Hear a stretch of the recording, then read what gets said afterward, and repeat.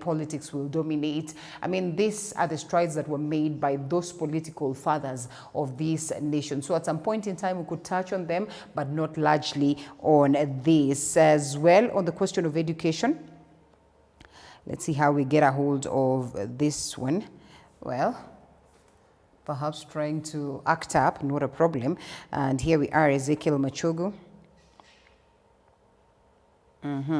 They're speaking about what? Let's see. Meanwhile, as we try to get a hold of that is acting up, let's briefly look at what the Standard newspaper has.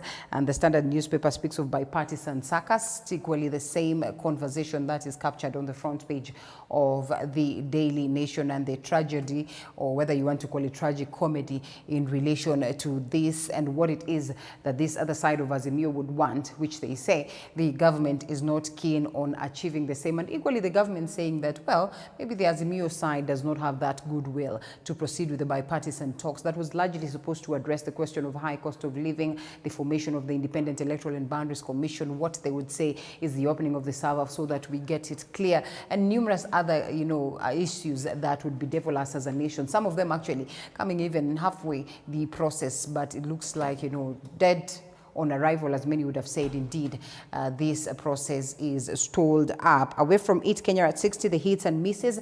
Equally, the Standard newspaper highlights that. But away from it, also top money men clash on dollar bond, and this in relation to the CBK. Well, perhaps the outgoing CBK boss, trying to contradict what it is, or, not in agreement with what it is that the proposed one is bound to bring on board. That is Thuge, in terms of what he was saying about the dollar bond and how he would want to steer that. And of course, Patrick would argue that maybe that would not be the right direction, especially, when we are having conversations of de-dollarization, which is something that has been a conversation not just in the country but across a majority of the African countries. And there's equally funding headache on the question of education.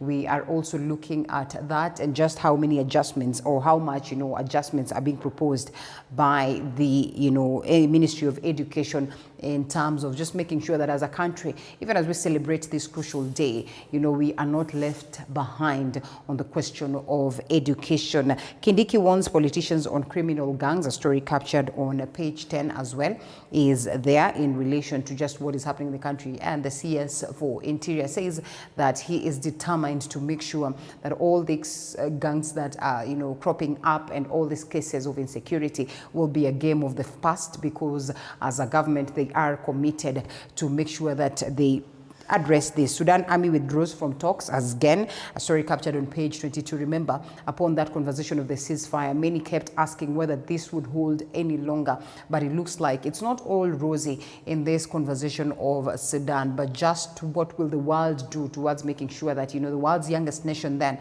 equally gets to enjoy peace? Well, pretty much you'd want to call it that way. Well, different from South Sudan, but it is equally not so good.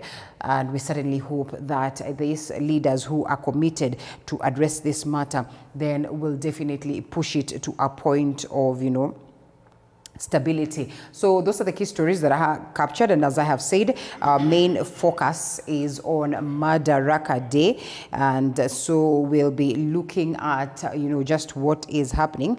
Well, this was on the question of what is on the Daily Nation. Families to get about 400,000 for dead Mukumu girl student.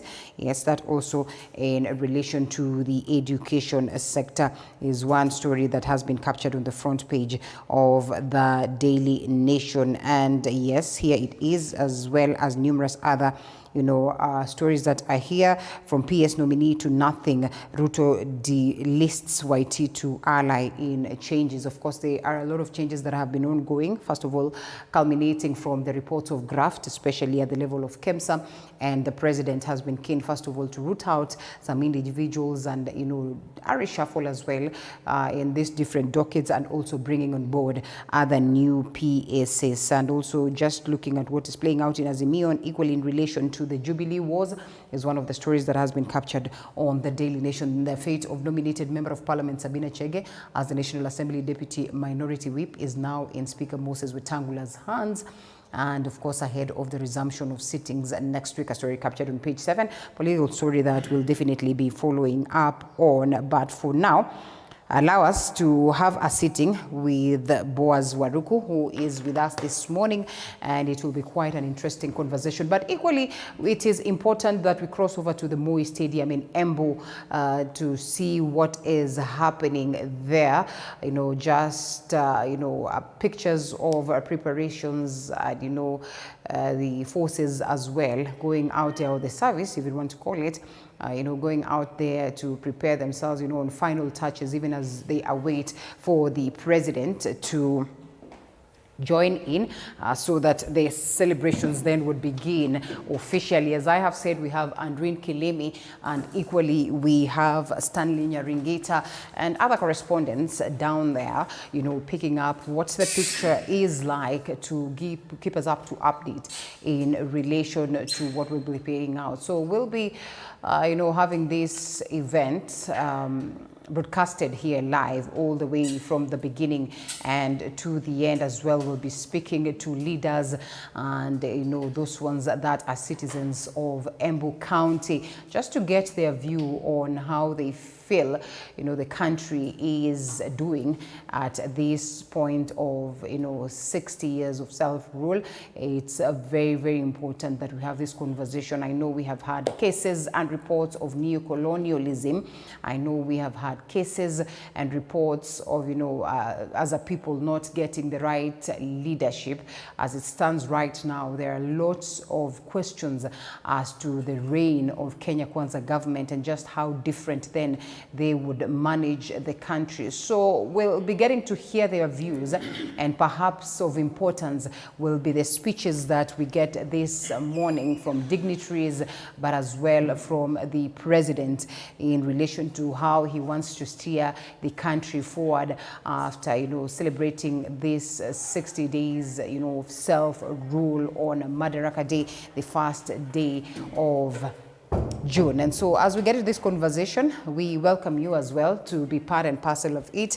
I think most of the times these ones are more of storytelling moments, and especially those ones that were there then, just painting a picture of what it was like and what has changed and what we have achieved. We might not be able to celebrate the achievements and the strides that we have made if we do not have a clear picture of where we come from. And so just getting people who've been there long enough to have witnessed, this 60 years of, just us being Kenyans, is very, very important, because then they tell us, the things that we need to appreciate. They equally speak of those ones that we have not done right and how we could do them right. So I think as we celebrate this, as we look at the pictures that are streaming live on, the screens, I think then we will be getting into this conversation. And as I have earlier said, we have Boaz Waruku, who's the Strategy and Policy Advisor, Elimu Bora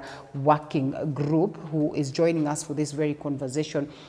We don't want to bombard him with a lot, I think it's just a simple, more of a holiday, and we equally remind ourselves to tell you happy holiday, happy Madaraka Day from wherever you are tuned in this very country. Just how different are you celebrating this day? How different are you commemorating this day? Unajivunia kuwa Mkenya au unavumilia kuwa Mkenya?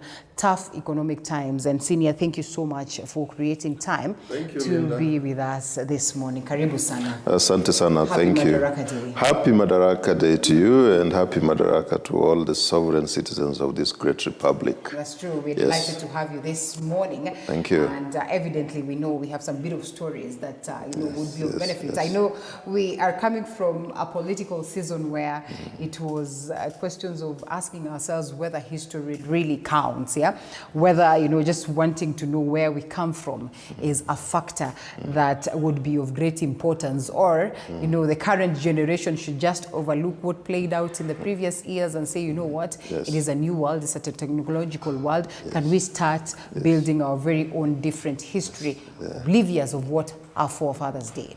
Thank you so much. The first and foremost, it is a great pleasure for you to invite me here. And indeed, I think all Kenyans are happy a day like today. This is the 60th time, or the 60th year that now we are celebrating internal self-rule. And as you point out, you know, history is stubborn. However much we may wish even to revise a few things here and there, it is not possible. Because history, you see, it records and accounts for what has happened. You can only revise that which you intend to do, or which is happening now. You say, no, I'm now not doing it well, let me do it perfectly. But getting back to, and by the way, Linda, when you started telling the citizens that we'll be having conversations, including even with those who were there during the time, I know you excluded me. Well. But no, now that you're here, tell us, were you there during those times? Have you celebrated? I was all there in 60 spirit, years? because I think my spirit is real Kenyan. And I think I've been named after those Kenyans who came before me, so I was there in spirit. That's true. That's true. And the fact that I do, because I've also read widely, but looking at our history, looking at Kenya, are very enthusiastic. Say that we want to deal with the enemies of Kenya. And the enemies of Kenya, as coined by the then founding president, he said, umaskini, ujinga, na magonjwa. But have we done that? And assessment is based on your tools. You know, there are those who may use certain tools. Let me tell you, I actually reported about this sometime last year. And even the year before last year. And I was looking at the Kenyatta Senior and the Kenyatta Junior. The Kenyatta the and second. You know, we're talking about poverty, you know, So just trying to compare what the Kenyatta Senior did, what he promised in a bid to fight all this. So far we have achieved, even with the Kenyatta Junior. It kind of felt like we were not yet there. Let me tell you first, I wanted to say that Kenyatta Jomo Senior actually misframed what our problems were. Wow. Is it? Because we were fighting for land and freedom. Right. He completely missed and misframed and actually went to the small, easier and juicier things, which unfortunately have also still eluded us up to now. Because Kenyans were very unhappy. You know, these are people who come and they blow their trumpet and take you off your land and all that, and they say now, from today henceforth, rule number one. You know, they're introducing their own rules. The Sharia, or, you know, constitution and all that. You remember even when Kenya was to gain independence, we had to negotiate with them, not here, but back there in their own country. And so there are many things which we missed, and that's why I'm saying the framing of what our goals at independence priorities were. Then It was missed. It was missed. Two, having missed it, you know, if you wanted to chase an antelope and you say this is a squirrel you're chasing, but then you even end up not getting that squirrel, and there's a big problem. So I would think that one, at least for the first time, you see, Kenya managed to now bring itself away from the colonial arrangement and the post-colonial arrangement through the new Constitution 2010. So I would say, for me, 27th of August 2010 is more like our internal self-rule day. Because that's when we promulgated an autochthonous, a Kenyan-owned But the irony of this all, Senior, then would be that last year, you know, or even, was it last year or the year before last year that we are having a conversation on BBI? Equally, it was on acknowledging the dynamism of a constitution and the need to make adjustments when we look at what we have and we say that, well, maybe there are loopholes and there are things that we have not gotten right, we need to get them right. So can we say that then that was it when, you know, as we were celebrating, you know, Madaraka Day, last year we were looking at the BBI, year before last year, that is 2021, still we were looking at the BBI. This was in that need and desire to change the That is excellent. Why? Because I say when we now look at that picture of Kibaki holding that constitution. During the promulgation. Look at Raila there, look at Wako there. Look at that picture, I will never go away from my head. Yeah. And indeed, because I am happy, I was there at Uhuru Park at the moment. But we're saying we constructed our own house for the first time. And indeed, when the BPI and everybody else, including before it, Okoa Kenya, and then Punguza Mzigo of this third way alliance, when now Kenyans start saying, hey, you appeal to yourself. Mimi nimefinywa kwa hii corner. I think I need a little bit more space. Oh, I think this one is not making you address our issues very well. For example, the functions that were assigned to the various levels of government, devolved government as the county government and the national government. When you start saying, okay, but we did not get time really to cost it in an appropriate manner so that then we know for it to deliver these functions, because I think finance people will tell you, costs or budgets should follow functions. Yes. Or money should follow functions. So I'm just saying that if some Kenyans looked at it and say, okay, what we are giving to the counties is minimal. Right. Because we are talking of 15%. I know that's a minimum. But then they're saying, no, it should not be a minimum of 35%. 35%, Because that means that Kenyans, after constructing their house, they realize that there are few things they need, nuts and bolts. I know, even in your own house where you are, every day you want to improve it. Every day you want to improve it. Yeah. At the time when you were adopting the constitution, you say there are some Kenyans who said some 20% are not right. Right. So some of those, of course, and in any case where many heads are, it is not possible that you'll just have an homogeneous way of thinking. Yeah. So it would be good to accommodate all that. So for me, I say that since the independence that we got, at least the new constitution provided a little bit of freedom for Kenyans to negotiate their own issues. And for that, even to pursue what the founding father prescribed as having been the goal, that let us eradicate the issue of ujinga. And, ujinga, magonjwa, and maskini, you can only deal with it when you address education also comprehensively. And yes, education is quite a big problem today. This is your line. This is my line. Yes. And I think that's also largely why you invited. So if only we would have prioritized education in a way that it's an education that helps us to transform this country, to transform ourselves as citizens. By the way, at independence, Kenyans were like one.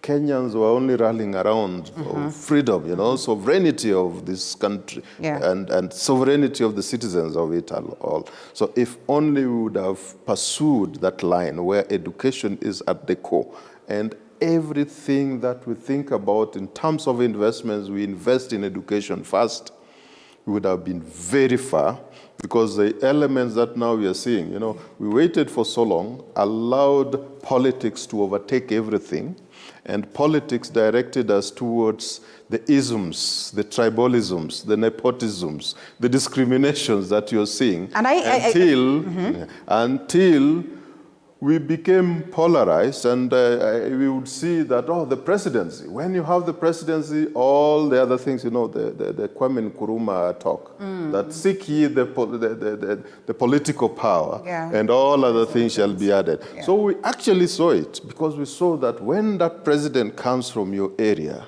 that president comes with all the goodies that comes. Do you think that is what the people of Gatundu would say today? It has happened. The people of Central. It has happened. It has happened. I had a member of parliament of the former president. Yes. Now that's definitely a member of parliament of the founding father, who argues that even power they got to experience way later. And most of the people would visit Gatundu and ask, is this where the two presidents really have come from? I would tell you that, you see, it depends on the lenses that you use. Maybe you want to...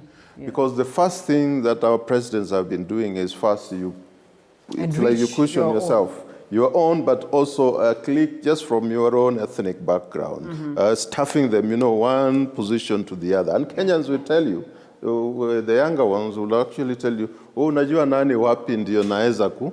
So when you're completely out of government, you don't know anybody. Yeah. So they have a reason to rightfully think that actually the presidency comes with it. And in fact, even right now, look at what the current president is doing. Even when people are saying, please look at Kenya in totality, some are even telling you, we are having a company that there are some shares. Shareholders, so yeah? There's complete distortion of the nationhood of Kenya, to the extent that if only education would have been applied, I would say, like Julius Kambarage Nyerere attempted to do.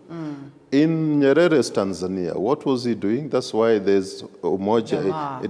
In Tanzania, it's Ndugum Tanzania. You know, you feel like this is a Tanzania because one, education was priority, and it was ensuring that if you come from any part of the country, you can study anywhere.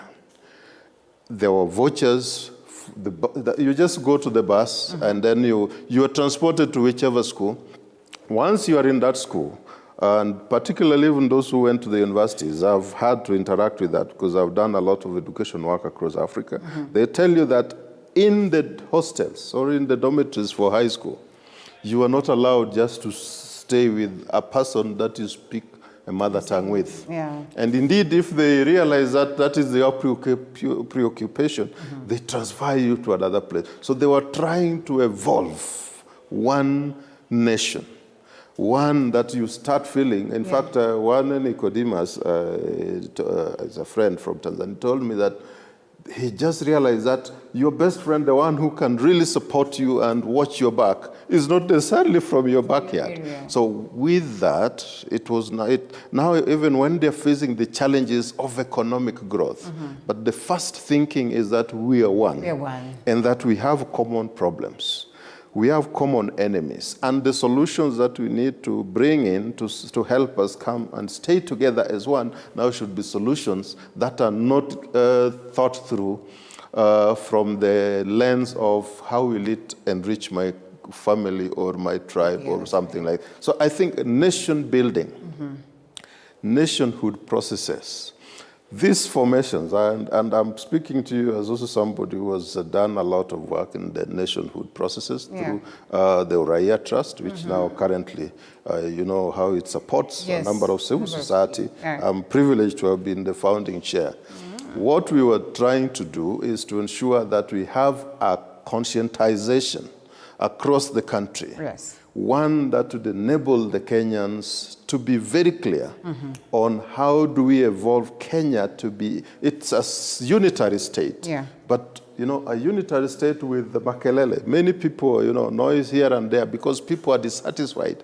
But how does it become a unitary state that is harmonious with the aspirations of all its citizens?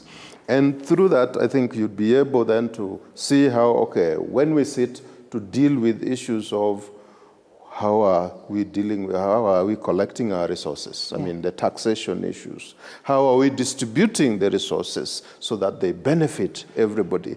How are we ensuring that we start with the farthest in mind? You know, the farthest even in geography, because in our experience, we've more or less been marginalizing so many areas on the basis of, that's very far. And for you, if you walk around Kenya, there were parts of this country before devolution. You'd be going there and they'll tell you, habari ya Kenya. That's true. And that is Kenya. Some do not even know. They were excluded. They didn't know. Some were very innocent. They didn't know. So for us, and I think what Kenyans need to do and prioritize, yes, this is a day for us to celebrate. Yes, let us celebrate that at least we have an own framework created by us to govern ourselves. Then two, let us also celebrate one another, the diversity that we have, the richness of the various communities that we have. They bring a lot of things, but unfortunately, we have only been using the negative aspects. In the name of tribalism. Yes, so to divide them. So that diversity, let us celebrate that. Three, some small attempts. By the way, I keep on asking myself, if only we would have been moving in the way that the infrastructure development has moved for the last, say, 15 years. Would have been. If only you are moving in that way. I keep on asking, what were the previous leaders doing with the resources that we had? Good question. Allow us to. There were no county governments where they were devolving resources. Where were those resources? Yes. Good question. And I think we'll come back and ask ourselves, Linda. have we made strides? Thank you. Where were they? Fine. They were not there. They did not do what it is that we expected for them to do. But what are we doing? Yes, yes. After this short break. Thank you.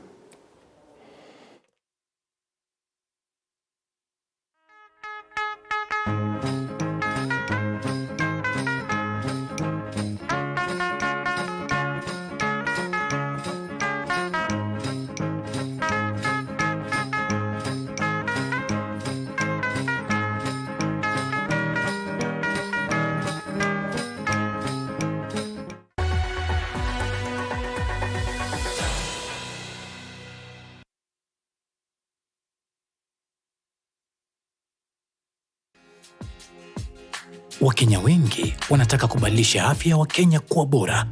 Wengine wanafikiria ni kwa kufanya harambee ili kusaidia wale ambao hawawezi kumudu pesa nyingi za matibabu. Ingawaje hili husaidia, cha muhimu zaidi ambacho unaweza kufanya ni kuhimiza kila mtu kujisajili kwa UHC Super Cover. Ni shilingi 500 pekee kila mwezi. Kwa kufanya hivyo, unasaidia Wakenya kufikia bima ya afya wanayoweza kumudu, ili wale wasioweza kumudu mahitaji ya matibabu ya afya wanaweza kupata bima ya afya wakati wowote ule wanapokuwa na hitaji. Iwapo Wakenya wengi watalipa UHC Super Cover, basi Wakenya tutazidi kuwa wenye afya njema. Haya ndiyo mabadiliko tunayotaka. Je, jukumu lako ni lipi? Ni rahisi. Lipia NHIF yako kila mwezi ya shilingi 500 pekee ili kujali afya yako, ya familia na jamii. Iwapo hujajisajili kama memba wa NHIF, tembelea kituo cha NHIF au huduma center yote nchini. Bonyeza *155# kujisajili au download My NHIF app kwa Google Play na Apple Store kujisajili. UHC Super Cover. Sasa sote tuko sawa. UHC Super Cover NHIF.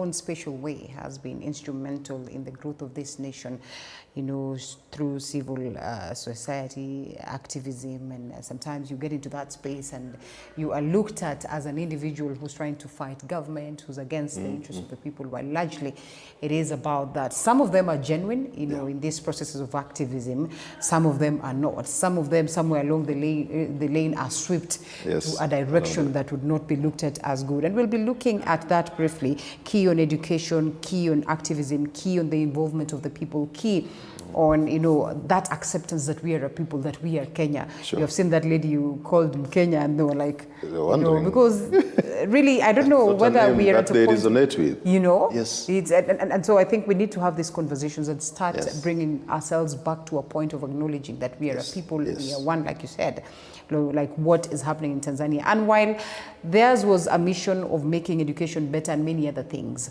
of importance was that oneness, ujamaa, of being together. And so the rest would be allowed to flow. They were laughing at us on how when you come to the country, unaambiwa, "Wewe ni Mkikuyu, wewe ni Mluhya, wewe ni nini?" But to them, that is not applicable. Perhaps in Uganda, it's not so big, you know, and maybe that is our greatest undoing, sorry. So before we come to you, Senior, allow us to briefly cross over to the other side. We have Stanley Nyaringita on standby to keep us up to tabs, and perhaps also having conversations, you know, with the people down there. And so we'll be co-hosting while he's on the other side. That's and good. I am here. So Stanley Nyaringita, quite a significant and a very important day for us. 60 days, you know, as we celebrate who we are. Though Senior here would say that, well, that celebrations would be looked at best when we are referring to the promulgation of the Constitution. But here we are.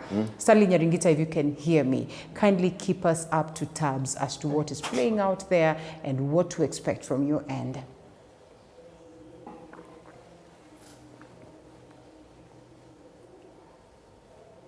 A very good morning to you, Linda, Alela, and happy 60th Madaraka Day to you. We're coming to you live from the Moi Stadium right here in the heart of Embu County. This is actually the Embu town, County 014. The mantle has been taken all the way from Uhuru Gardens back in 2022, right here for the very first time actually in Embu County, in the whole eastern region, and in this particular stadium. And it is, when you actually look at the faces of the locals right here, you can really tell that for the very first time, they're really feeling the taste of the renovated Moi Stadium. Linda, it took 15 weeks to have this particular stadium renovated, and it actually took a lot of work under the supervision of the military. Wherever I'm standing, the grass is quite still wet. You can see the whole dew and the last minute preparations and the whole pavilion. The locals are using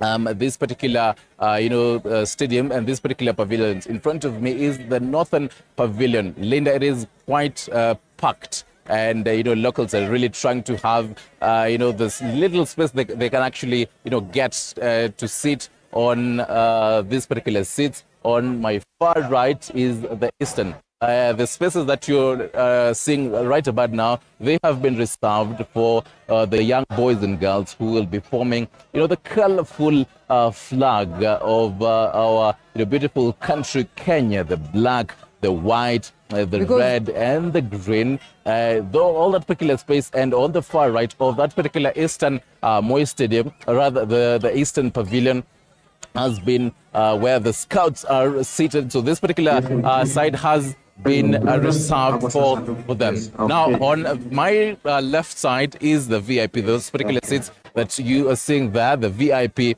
In a few hours from now, Linda will be seeing this particular seats, packed by the local authorities, the local government right here, starting from the CECs, the MCAs, the MPs, the senator from this particular, county and other, counties, and, members of parliament, senators, and even different governors. And we'll later on, be seeing the executive right here in the VIP pavilion, including leaders from other nations. And whatever you're seeing right about now is, last-minute preparations from the security officers, from the entertainment crew. You can definitely hear, the band from, formed by the Kenya Air Force and the Kenya Army, just ensuring that everything is spick and span, Linda. Yeah, the drums there and the flutes, and ensuring that everything is actually, quite okay right here. Different cadres of the security personnel, ensuring that everything is where it needs to be. And on the VIP entrance, which is basically just behind the VIP pavilion, we were there a few minutes ago, say maybe an hour ago, and we actually saw the presidential motor vehicle being washed. Just to tell you that literally everything here is, they're basically waiting for, the president to arrive, the deputy president to arrive. And so far, we haven't seen yet any leaders, but then we'll be keeping tabs on that from that particular entrance. And wherever you're seeing the whole VIP pavilion, where the flowers, will be expecting the president to come in from that particular, place. And later on, we'll be seeing the presidential motor vehicle ready from that particular angle. And, the president will have his inaugural, for the very first time, the Madaraka Day, celebrations parade. And, residents right here are quite anxious. And I remember, as I had told you, the locals, for the very first time, that they're using this particular stadium.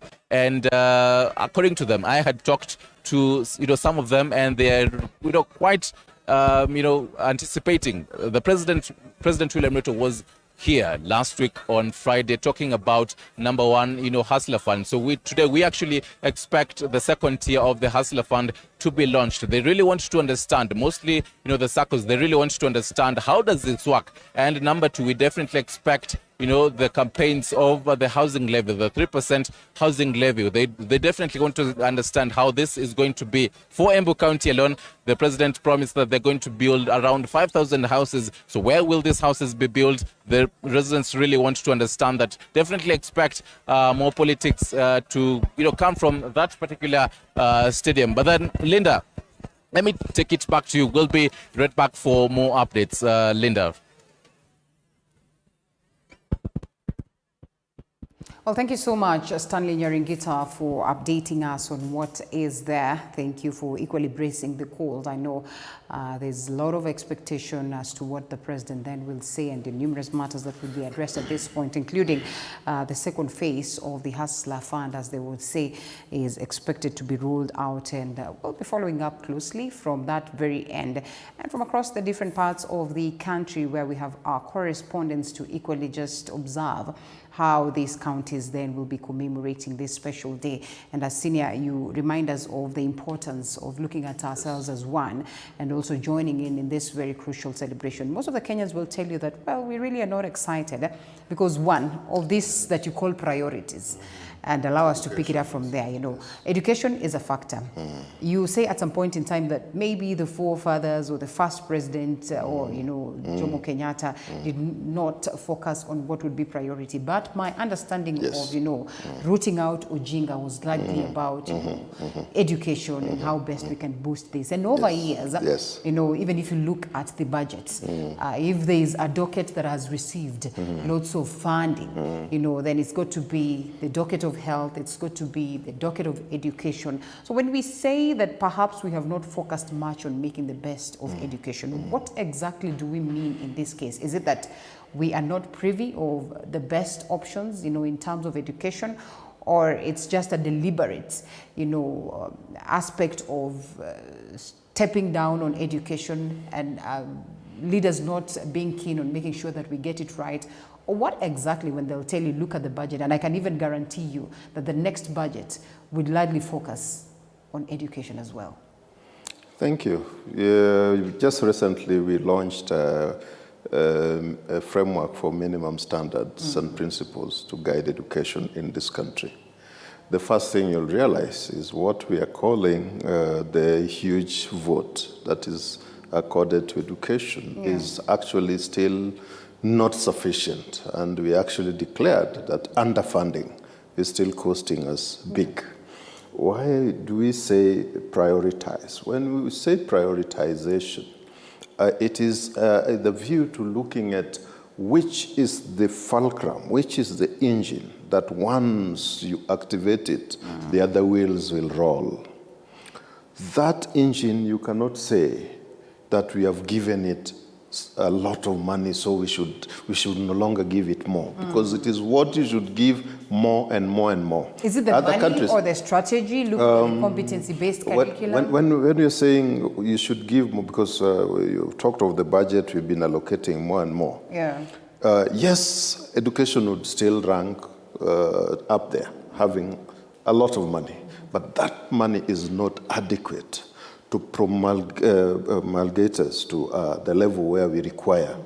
Look at the countries that have prioritized education. Look at Cuba, look at Korea and all that. The first thing that happens, looking at the institutions that help in facilitating that education, like the Cuba, the Fidel Castro literally had to take the university students and the lecturers back to the villages, just ensuring that education is not confined just within the walls, that everybody must be reached and enabled to become literate and knowledgeable in a way as to be productive in agriculture, in all the areas.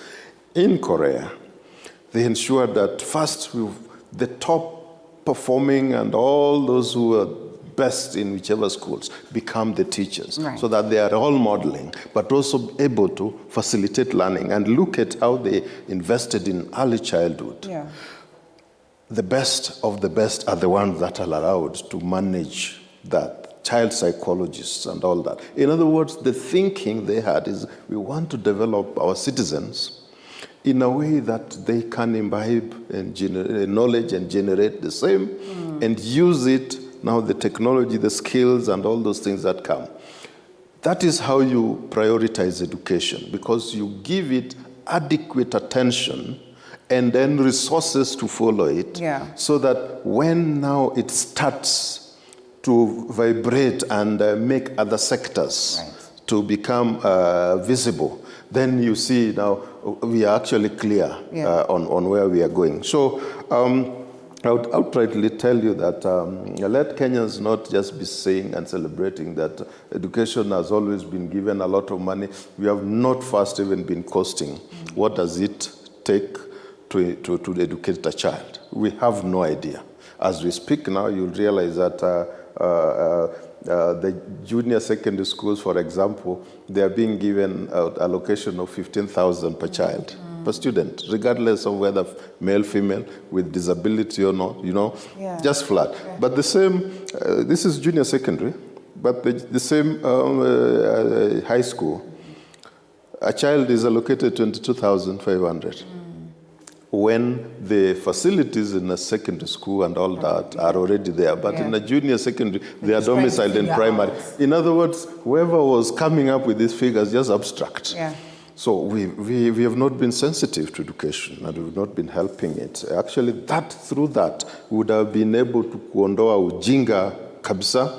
The subjects that are being taught, they are subjects that should have also been taught to help you understand the humanity, the humanness in a person. That is why you keep saying we have half-baked students. Yes, we devoid of utu, just respecting the humanity. Look at, if you want to see the manifestations of ill education, you look at even how we manage our roads and all that. I mean, as you're struggling, just this morning, this is somebody coming from nowhere and is overtaking you from left, right, and all that. The matatus, and it's like you should wait, because we are the ones who want to go faster. I mean, that culture, cutthroat competition, not controlled, disrespectful to the others, those are things that a society facilitates or socializes others. And Senior, you are part of this sector I would call it. Yes. Because your stakeholders therein. Yes, in education. Your own special Yeah. capacity. Yes. We do not fall short of brains that understand the things that need to Yeah. be done. Yes. And these brains have been in existence for quite a while. Yeah. Why is it that we still are grappling with the same problems? If we are to talk of something as basic as, the subjects that are being taught out there, is it that the government or the decision makers have decided not to take advice? Let me tell you that leadership is very important. Political goodwill is very important. And at times, leadership can take you astray. Yeah. I am among those who went through the primary school, and if you remember, there was some, I don't think you went through that. At least there was a loyalty pledge. Yes. I pledged my loyalty to the president of the nation of the and the Republic of Kenya, those kind, until we were even being made now to recite that Nyayo philosophy within that. Yes. Nyayo philosophy, that is an individual's philosophy, not a Kenyan philosophy. Yeah. We needed to have been clear. I'm giving you an example of a leadership that thought it was using the leadership to direct people in the right way, but misdirected. So all that you're saying is, we Kenyans, that's the first thing that why, as a Liobora, we are talking about, let's get the philosophy right, so that it is not aligned to an individual. Yes. It is a philosophy of education that we want to see very responsible citizens, very active and productive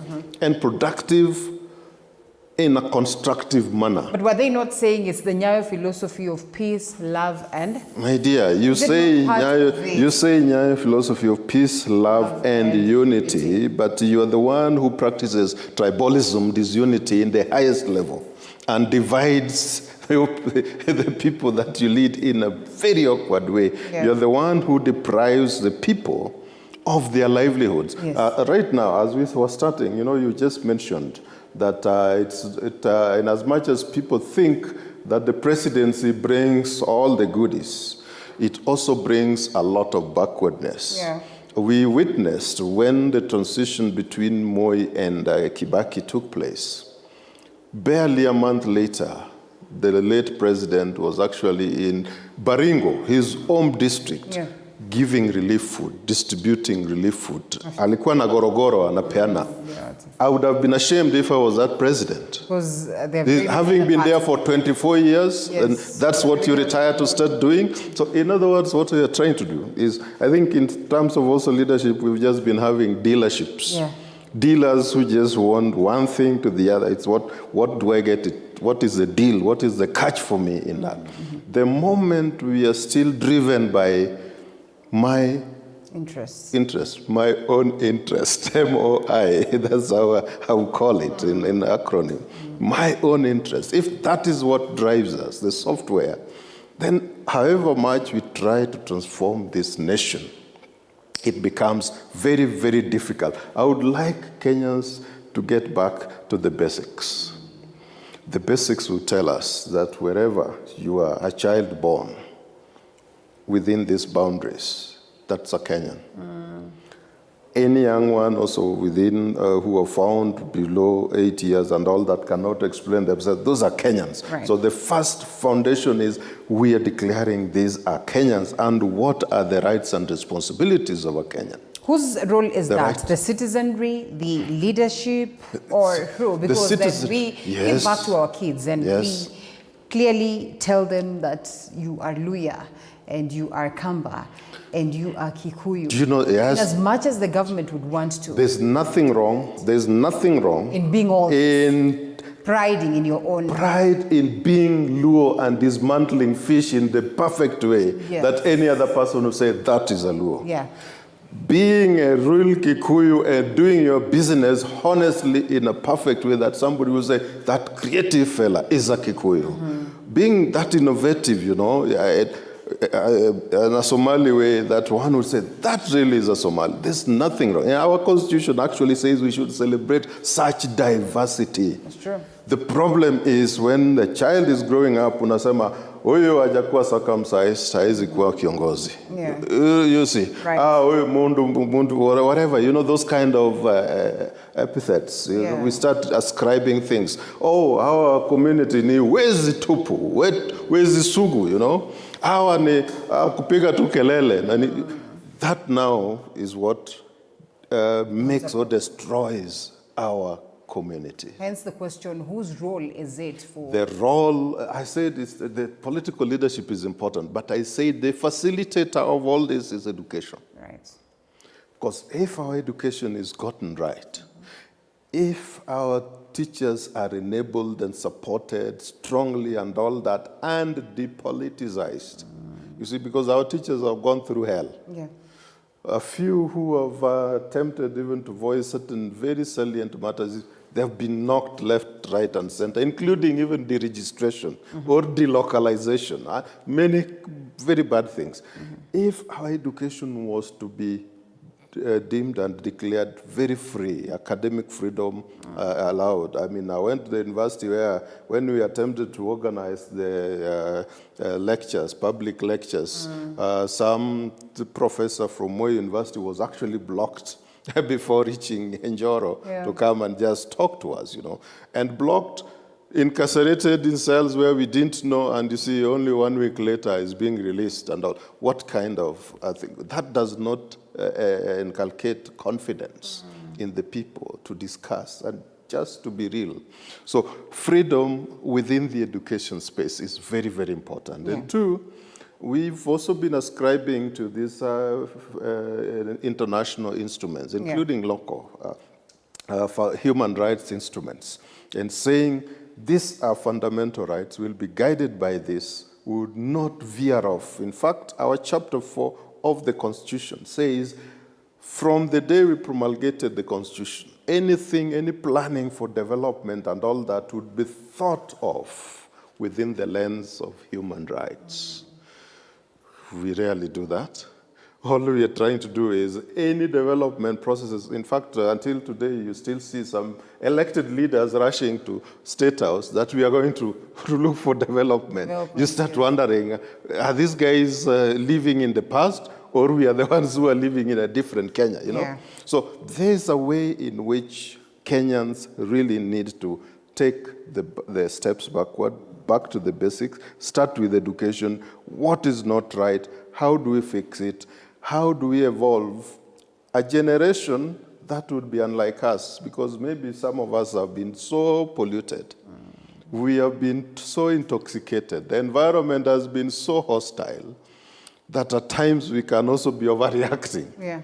But how do we give a chance to this younger generation? That's why I love talking to these little ones. They give you hope because for them they just tell you unakutana na mtoto anywhere, and they'll just greet you and tell you anything, you know, because for them they have no biases. Yes. How do we ensure that we do not corrupt that kind of a mindset and allow them to get to school where they are actually taught the right content? I was so dissatisfied when part of the materials I was receiving, because I do a lot of research in education, and including a photo. You see a student, a teacher in a class, and the photos that are behind there are photos which are depicting very negative aspects of what education should be. So in other words, how do we help even our education system, the learning environment, to be conducive for this kind of learning to take place? And two, how do we protect and support our parents? Because supporting and protecting the parents so that they nurture the children without those negativities, that the children would know that they are leaving home, and when they walk around and interact with others, that those you respect them, that you befriend them, that you know they protect you, you also protect, that you know you are one, that you know you are working towards a goal of bettering lives of everyone around here. When we make the parents understand that and constantly engage them, supporting them, I think it would be very helpful for the transformation of education. And once education is transformed, Kenyan state would evolve as one of the best. We'll not be seeing lots of corruption because people get into deals to corrupt the processes. We do not teach the correct curriculum. We distort the curriculum. The resources that are meant to go to the schools, we just look at how do we get it back, and then we starve the schools. So for us, let us refocus and back to the basics. The default mode is education. And true in a to perfect it, way. we have the education to fix. We Yes. have a litany of issues that you Yes, say are yes. connected to education, and we would want to adjust them all. yes. We take a quick break and then we come back. Thank you. And understand what are some of the things that we have gotten right, you know, and moving forward, do we maintain hope that Yes. there's going to be change There should be. after this break? Yes, thank you.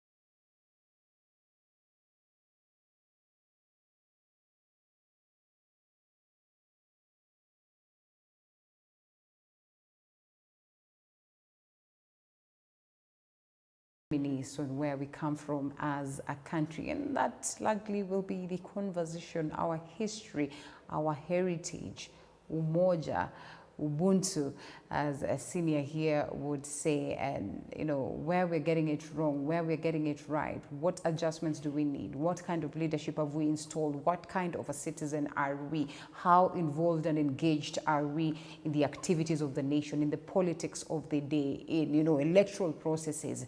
And, you know, this then will help us understand how to forge forward. Boaz Weruku, Strategy and Policy Advisor, Elimu Bora Working Group, as well as, you know, the Director, Africa at Civil Society Education Fund, and numerous other entities and numerous other caps that he wears, all this in a mission to make us as a people better, all this in a mission to make the country better. And senior, we have picked education to be one of the tools that we can use to bring that change, to bring vibrancy. And we have seen what education has done to other nations. Yes. And we believe that this would be the way forward in terms of, you know, just making us a better people. We have to acknowledge that we have tried. Yes. We have to acknowledge that we have installed systems. You know, at least every leader would come in their own special way, and they think that this is the right thing to do. You were earlier on alluding to what Tanzania has done. Yes. If you would compare education there and education here, perhaps we would say that we are far much ahead. And I don't know whether the measure to good education is speaking English, because most of the times we want to say that hata hawajui kuongea kizungu sasa, then you assume that because you can speak good English. English you know, is just a means of communication. It's just a means of I wish I it's not could a guarantee speak to everybody and they would understand me if I speak in Kikuyu or in Doluo. That would be perfect. It's okay. So it's got nothing to do with the language Yes, that you no, speak. that is not the level of intelligence. Yes. The English that you speak, in fact, you could be speaking a lot of good English, which is confusing Jumbled even the up, people. Jumbled up. not and understood at connected. all, not making sense. Yeah. I agree. So here we are, and we say that, well, education needs to be gotten right. Fine. Yes, yes. What are some of the notable things you think we have gotten right as a nation. Today, we're talking about priorities as well. Yes. And we keep saying that, oh, this government is keen on addressing things that are not priority. Yes. And perhaps the numerous other governments that we've had. Why is it that we always complain that our leaders do not understand the priorities at a point in time? Thank you. I would start by indicating there are quite a number of numerous attempts we are making. And I only hope and wish that those attempts would be given space and supported, not thwarted. Because it's a day to celebrate internal self-rule. We as Kenyans agreed that we want to govern ourselves. That is self-rule through devolution and all that. And if you see that we are talking about nothing can ever pass without public participation anywhere. In fact, even our courts for some time have been very, very clear that if you go to court and tell them this one which is now being implemented has not gone through public participation, then it is annulled. Public participation, that is internal, component of internal self-rule. So I'm saying the gains that we are talking of as having, making strides, or those attempts we are making, include just ensuring that Kenyans are governing themselves in a way. Unfortunately, some of those we have problems, like even when we talk of public participation, you'll realize that some of them are structured in a way just to tick a box. We announced that people would gather and give views. Yes, we announced it the day too. And when they arrived, the meeting started at 10 and ended at 12 with 10 consultants telling them. So there was just attendance and not public participation. So I'm giving you that as an example. So I'm saying opportunities exist, but the way we need to facilitate them to become better, I think we can still think of that. Yeah. Two, the thinking, for the first time, at least I like the Kenyans who are voicing their concerns, disquiet about education, health, and all that, because they are coming up to speak. Just a few years back, if you uttered anything foul about a public service, you'd be considered subversive. In fact, that's the period, those who were there would tell you that where two are talking, there's always a third ear somewhere. Even the walls also had ears. The couples even were fearing what would be happening. That's true. You've come from there. So somehow, you know, this I'm saying these are things that we must celebrate. That our constitution has cemented, you know, it's a ironclad on rights issues. That anybody who wants to derogate or to veer off that, then you'll find a problem. Because, I mean, you can undertake a number of things. You can go to any public office. You can demand to access public information. You know, you can do a lot of this. Previously, even what was there as a constitution was a government property and a privilege. How many attempted to go to the government printers just to get a copy, and they were told, Umetumwa na nani? Why? Why do you want? Explain yourself. Actually, you and live eventually there. come out of that place without the not even without, Yeah. because when you make 10 steps, then you are nabbed. Because why were you looking for it? Yeah. So we have come from that far. So in terms of then trying just to make, because it's good to give Kenyans space to breathe. Yeah. That in itself now gives them the room to think and to create and all that. Yeah. Two, opening up our country, infrastructure and all that. I think we must appreciate that for the first time right now, we've had at least the intense development of infrastructure, the road network, the electricity and all that, in as much as some areas are still discriminated against, including my own village. Yeah. Which is, story for another day. Yes, that's another story. So he's saying, but generally, I'm saying generally, there's that opening up of the infrastructure. At least you can access lots of areas, but many of the areas within agricultural rich areas have also not been done well. That's why we'll still have food getting spoiled after having been massively produced, but there's starvation just next door, just next door. So if we could continue along that trajectory without the tenderpreneurs reaping from it, and we ensure that it is done in good faith, Kenya would be moving a little bit. What am I hearing you say? And I know you will allude to that. What am I hearing you say? That we said, and I say we, because we have agreed that we were there in spirit. Yes, in spirit, yes. That mzungu waende kwao Mwafrika. Yes. And ajitawale. Ama hajitawale. Yes. Have we become our very own enemies? Because then, if these things are not being done right, because then there are very few of us, a crop of African leaders, a crop of Africans who are doing things, in a crafty way. So what are we saying? We're even better with Mzungu or what? Not necessarily. By the way, Mzungu left, but many are still here and still owning huge ranches. But also, you know what? Let's talk about the ranches. And for instance, I'll still come to that. I'll still come to that. Okay. But I still want to tell you that the liberty for self-rule and to determine how we appropriate our resources is still not fully in our hands. Right now, Kenyans are struggling about the finance bill. It's a finance bill that does not make sense, but because somehow the head of state had already entered into an agreement with IMF and World Bank, his army is telling you that it will pass with no comma or no full stop. Which self-rule is that? These are our resources. We are the ones to decide. But our own constitution provides on a framework through which we should be able to develop our own budget. So there are still elements. They're still lingering. We still have a leadership which I call dealership, that is the marionettes, because they're still being called puppeteered around and all that. So one thing which definitely, whatever it takes, Kenyans must still remain strong and demand that what we have agreed on as Kenyans is what should prevail. Because nobody adds any ounce of oxygen into this sphere. It is us who ensures that the trees, the forest, the waters, and all that, the environment, the flora and fauna that we take care of is what makes us subsist. In fact, those guys who want to control you, it's because of the richness of Kenya. It's not because they are adding anything. No. If Kenya was so poor and had nothing, they would be off. They would not be here.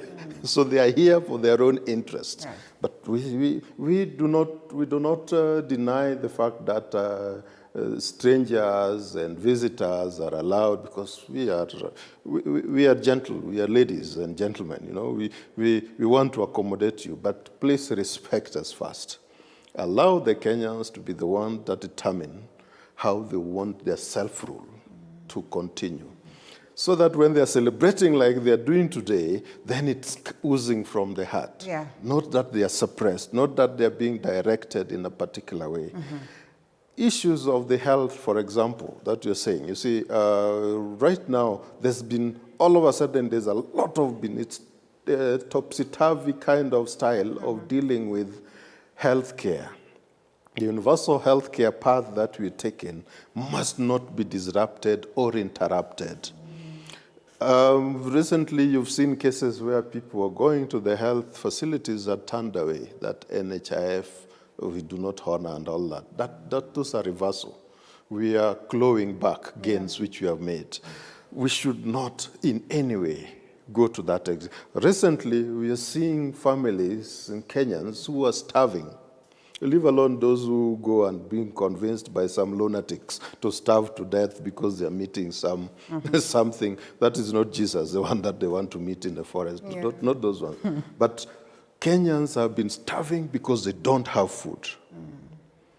Kenyans have been lumpenized and made actually to look like, when your basic rights are not being met, that disempowers you, the dignity of that person. Somebody who is starving, anything that you can get to imbibe is like God sent. So you are dignifying this person. So what basically I'm trying to say is, despite the strides we are making moving forward, let us be also the defenders of that space so that the gains already made are not clawed back. The issues of the land reform, I know that is very sensitive. Right. We have looked at the Truth and Justice and Reconciliation report, the TGRC report that was documented here. The Ndungu Commission report, those are reports produced through our funds, taxes. Their Kiumis and all, they contain lots of things that when implemented, the historical injustices would restore hope and confidence. The constitutional provision of equalization fund, which our parliament is still procrastinating on. The equalization fund, which was supposed to enable us to upgrade the infrastructure in the hitherto marginalized areas to the extent that at least it's being brought at the level of a majority of the others that were already advantaged. That equalization fund has now not been rolled out. How many years later? 13 years later. It was given only 20 years. It is left with 7 years. 7 years to fight for. Yes, it's not been rolled out. So in other words, the things it should have done are not being done. So there are lots of things which you can cite as examples. What I'm simply saying is Kenyans, when we consult and discuss and agree on how to move forward, please let us not allow the forces of clawback, conservative, retrogressive, and all that. Because Kenya today, even if you are the conservative and most conservative of all, we should be able to find a way through which we put you to check. I like the aspect that Mandela presided over during his transition from 94, when he became the first elected president of independent South Africa. You see, at some point, his opponent, that was Mangosuthu Buthelezi, was the leader of opposition and all that. So Mandela left the country, traveled abroad. What did he do? He actually ensured that Mangosuthu was the acting president. Yeah. Mangosuthu found himself in a way, what can I topple him? You cannot, because the system would not allow you to do that. So we should also allow our constitution to mature in such a way that if, I know at the time we were talking about the constitution, there's a German friend of mine, Gerd Bossen, was a judge in German. Unfortunately, he died. He was heading Konrad Adenauer Foundation, East Africa. He told us, and we kept on discussing, he said, please don't be in a hurry to make a constitution that you think it is suited for a particular person. He was cautious because he had been a judge and he had also seen the experiences elsewhere that make it in a manner that even if the devil himself sits there on the throne, he would not harm you. Yeah. I've come to realize that that's actually is very true. It's a good strategy. That is very true. Yeah. Because if you think that now you are in power and then you can do anything and all of that, power is transient, you know. Just the following day you'd be gone. The same rules would now come to hold you where it matters most. And we keep saying that African presidents or African leaders have a tendency of concocting poison that ends up. They are the ones that they'll be swallowing. Swallowing, and sometimes you don't understand where they are and why and they don't thinking beyond. They actually don't learn. Yeah. You know, if you continue repeating the same mistake, then something is outrightly wrong. But in public office, because the public office, the guarantors of the trust they are the citizens. The public office should be jealously safeguarded to the extent that when you see silly bootlickers emerging and starting to tell you, hey, shut up, those are the ones that you must first remove.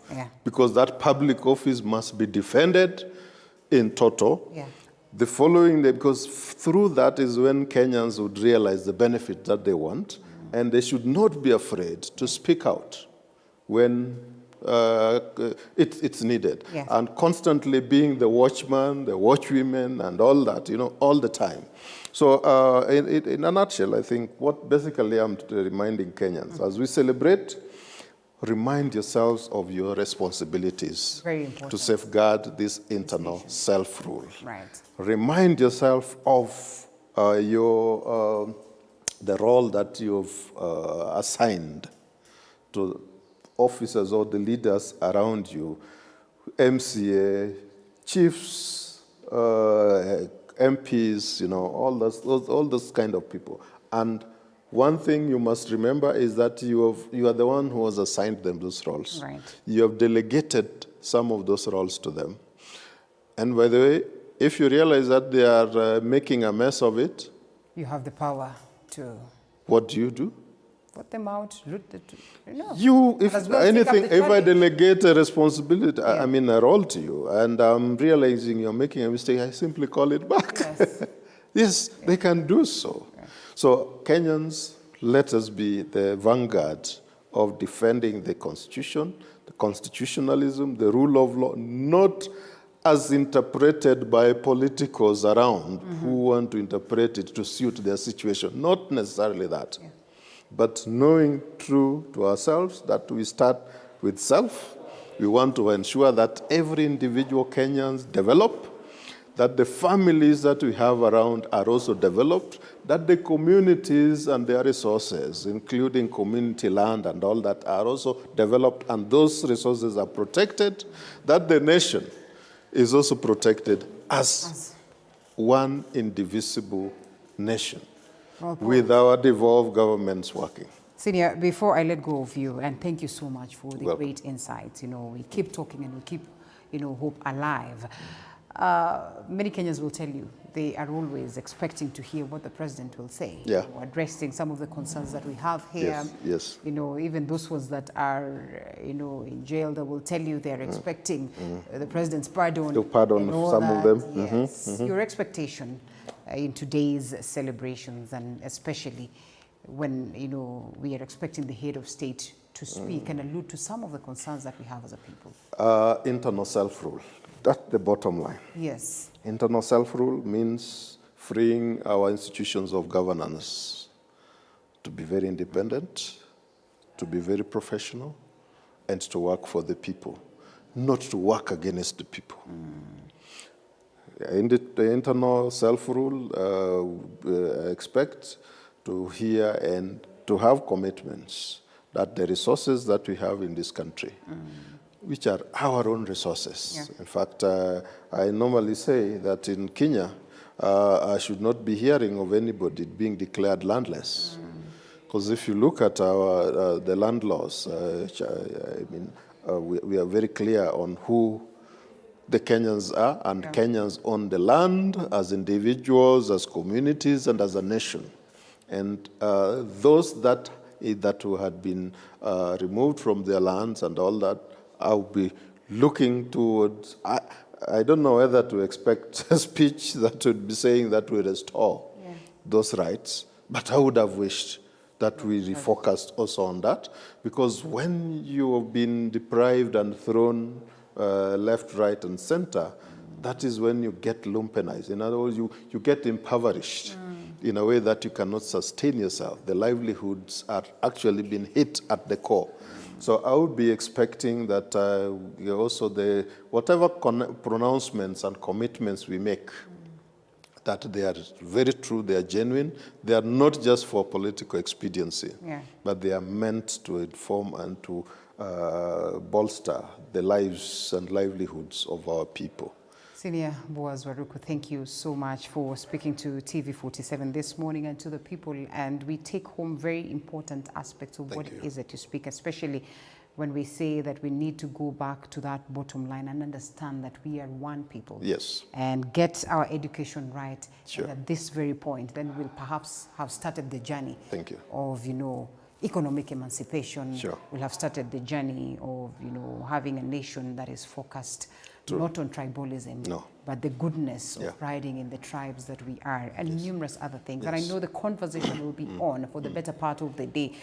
Sometimes we fault ourselves for always being keen and so patriotic on these special days, and then after that we forget. we forget that. I think that should not be the case. Let us nurture patriotism and allow them. Actually, nurseries for nurturing this are our institutions of learning, Right. from kindergarten, primary school level, secondary school level, universities and all that. Some of the best friends I've ever had are those that I went to school with. I know. Right from primary school, I went to my village school, Mboga Primary School, where the language was just one and all that, you know. That's true. When going to the high school, I interacted with nationalities from all over, and that was stimulating. And the friendships I made there still exist, and you realize that patriotism is very important. So you get to understand. At the university level, it's excellent to date until you start wondering what exactly was happening at those lower levels. I wish that integration had started at that very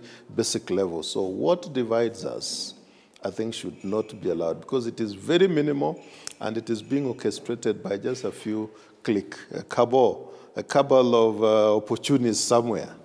If we are able to checkmate this, and I say we checkmate them by even defending public offices, even if they are occupying those offices now, because they can't occupy them in perpetuity.